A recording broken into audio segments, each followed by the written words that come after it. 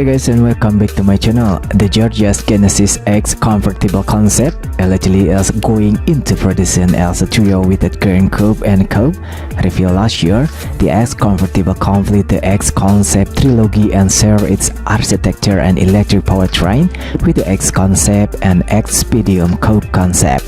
It will be a low-volume hollow vehicle for the brand, costing around $200,000 US and competing with the Polestar 6, the Maserati Grand Cabrio, Folger, and other. The powertrain is fully EV with zero spec as of now, but it would be interesting to see if Genesis used their partnership with Rimac for this project. One hit is a new silicon carbide power module for the next generation platform. The interior design takes its inspiration from Korean roof architecture, which is a nod to both the brand origin as well as the most important aspect of convertible cars.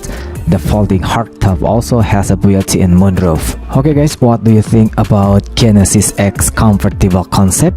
Please leave comment down below. Don't forget to subscribe and hit the like button too. Thank you.